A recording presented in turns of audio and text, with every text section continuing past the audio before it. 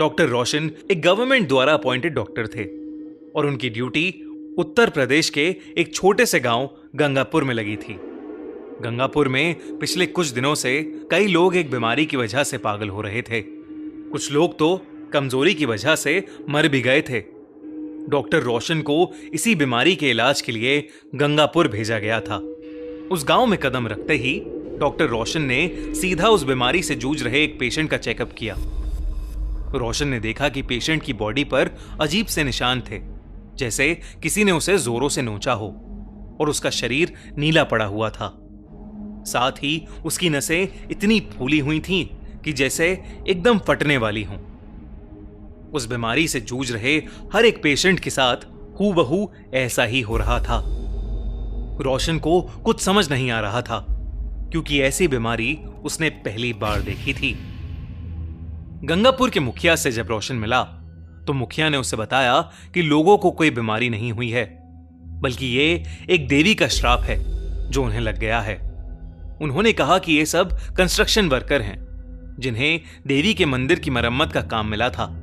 मरम्मत करते वक्त मंदिर बंद कर दिया गया था और किसी को भी मंदिर में जाने की अनुमति नहीं थी, यहां तक कि मंदिर के पुजारी को भी नहीं। और यहां की मान्यता है कि देवी को खुश रखने के लिए अपने खून का बलिदान देना होता है और उसे चढ़ाना होता है।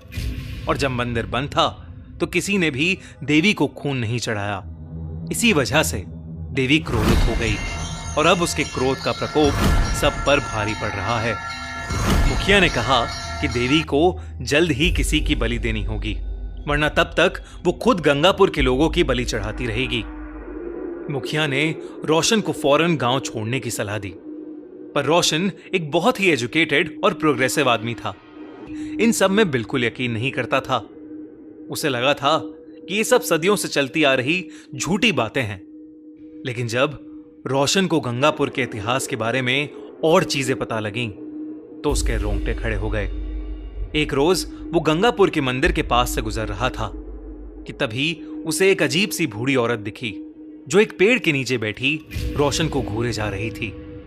रोशन जैसे ही उसके पास से गुजरा, वो उसके ठीक सामने आ गई। उसके चेहरे पर उसके बाल बिखरे हुए थे। ऐसा लग रहा था जैसे वो कई महीनों से नहा ही न हो। अचानक वो किसी पागल की तरह कुछ बड़बड़ाने लगी। रुक्मणी, मंदिर मत जाओ, वापस आ जाओ। रुक्मणी, रुक्मणी, मंदिर मत जाओ। और यही बड़बड़ाते हुए वो बूढ़ी औरत जमीन पर गिर गई और उसे दौरे पड़ने लगे। रोशन उस पागल बूढ़ी औरत की इस हरकत से घबरा उठा। वहां एक और आदमी भी घूम रहा था, जिसने उस पागल औरत को वहां से भगा दिया। और फिर उस आदमी ने रोशन को रुक्मणी के बारे में बताया।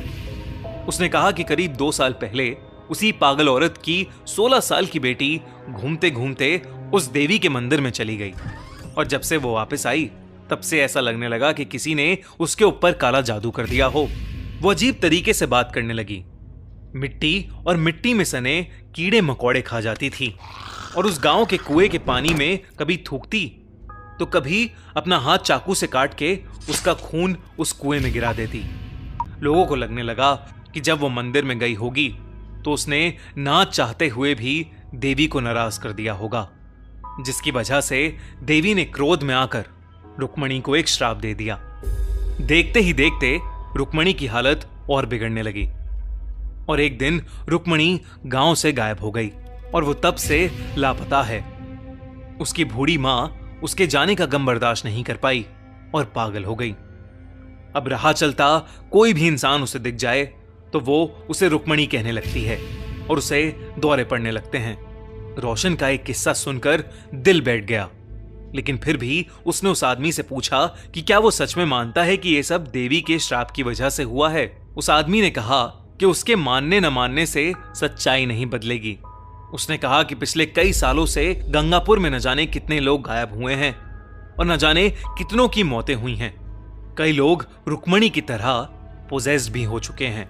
उस रात रोशन रुक्मणी के बारे में ही सोचे जा रहा था और बड़ी मुश्किल से उसे नींद आई थी, लेकिन आधी रात में अचानक से पानी की टपटप की आवाज से रोशन की नींद खुल गई। उसने देखा कि ऊपर पंखे से कुछ नीचे टपक रहा है। जब रोशन ने ध्यान से देखा तो उसके होश उड़ गए वो पानी नहीं, खून की बूंदें थीं। रोशन ने देखा कि उसके पूरे कमरे में खून ही खून फैला हुआ था और उस खून में किसी के कदमों के निशान भी थे। उन निशानों को फॉलो करते हुए रोशन अपने घर के बाहर पहुंचा तो उसने देखा कि एक 16-17 साल की लड़की नीचे बैठकर पागलों की तरह मिट्टी और मिट्टी में सने कीड़े खा रही है। उसका शरीर बिल्कुल वैसा ही दिख रहा था जैसे वो उसी बीमारी से जूझ रही हो। नसें फटने को थीं और चेहरे पर नीला रंग, अजीब से निशान। उस लड़की के आसपास भी खून भरा पड़ा था। वो लड़की एकदम से उठ खड़ी हुई और फिर बहुत ही अजीब तरीके से चलते हुए रोशन की तरफ आने लगी और फिर अचानक ही उसने रोशन का गला पकड़ लिया और उसे हवा में उठा लिया। इससे पहले कि रोशन कुछ कर पाता, उस लड़की की आंखें सफेद हो गईं और उसे अजीब से दौरे पड़ने लगे। उसने रोशन का गला छोड़ दिया और रोशन नीचे गिर पड़ा। रोशन के गिरते ही वो लड़की भी बेहोश हो गई। जब रोशन ने उसे चेक किया तो उस लड़की की सांसें नहीं चल रही थीं। रोशन उसे तुरंत हॉस्पिटल लेकर गया, लेकिन वहां जो उसे पता चला उससे उसके रोंगटे खड़े हो गए।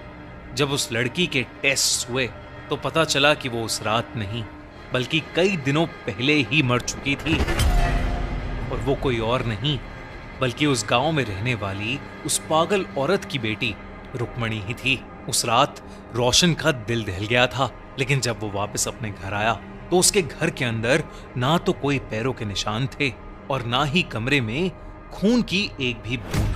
रोशन को कुछ समझ नहीं आ रहा था कि उस रात उसके साथ क्या हो रहा है। रोशन बस सुबह का इंतजार करने लगा और अगले ही दिन रोशन गंगापुर हमेशा हमेशा के लिए छोड़कर चला गया।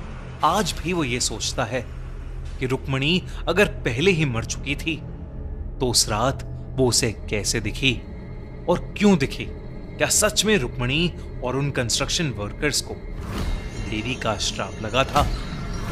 आपको क्या लगता है? हमें कमेंट्स में जरूर बताइए।